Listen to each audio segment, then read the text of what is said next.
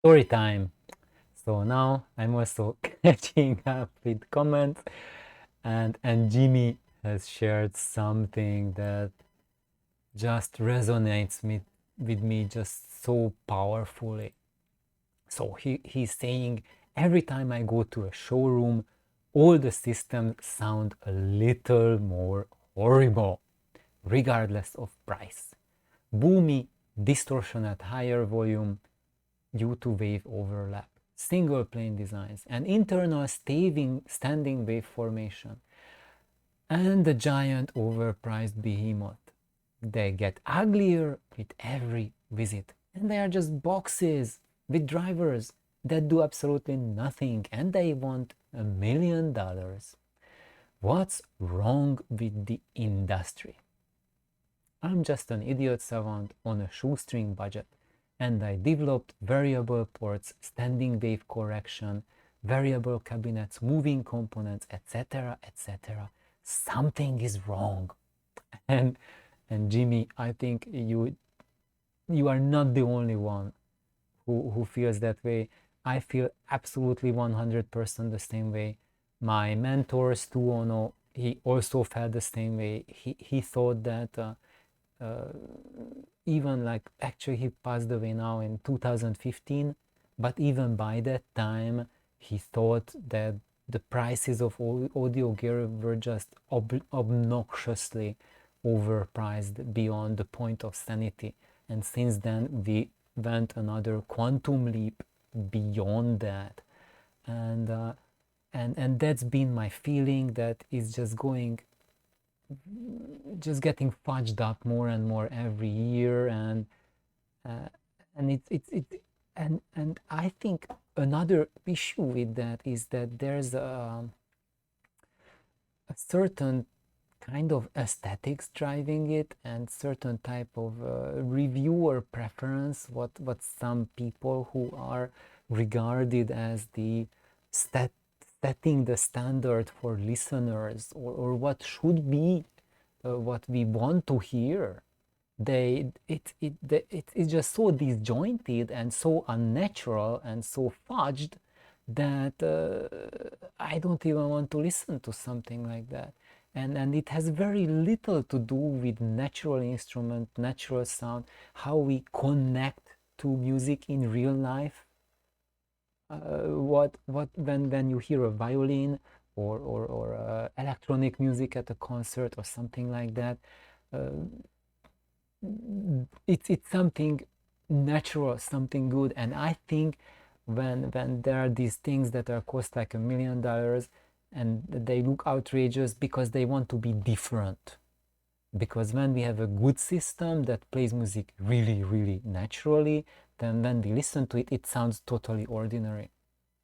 When our ears pick up that this is something ultra special, then there's usually some distortion, something going on, some photoshopping, like the system is photoshopping the music to sound more popping out, so that you will shell out a bunch of green, green leaflets to to support that kind of persuasion.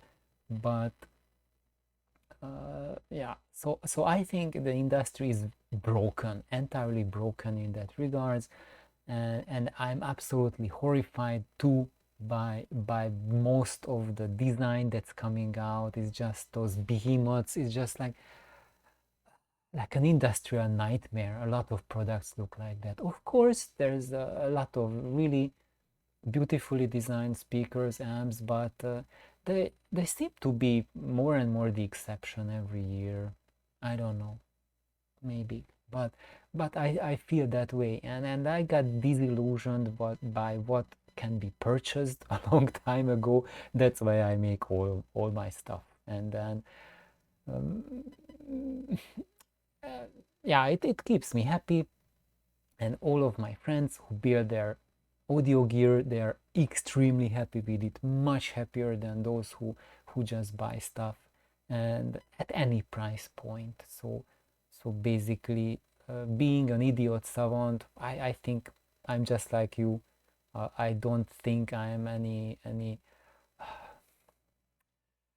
I do not go by the textbooks. I do not go by any kind of dogma. So I think we can be both regarded as idiot savants by that criteria, that not standing in line and just trying to conform. That's the death of every art, to the desire to conform, to be just to specifications, numbers, etc. And I think in my experience, those specifications, numbers, theories, they are just there to make things easier to commercialize, easier to connect one component to another one. But in practicality it doesn't work, because systems matching is totally broken, because despite these standardizations that is between like speakers, amps, sources, cables, etc., still they don't match with each other well. If you just buy random speaker, random amp, random source, it will probably not work. It will be a major disappointment. You just have to fine tune everything, and probably just modify, go at it, and that's when it will play even better. So I think, yeah, you got this, Jimmy, you got this totally right. I think the industry is really, I think, goes after voices, and people who set the pace for what we should be desiring, and that those are not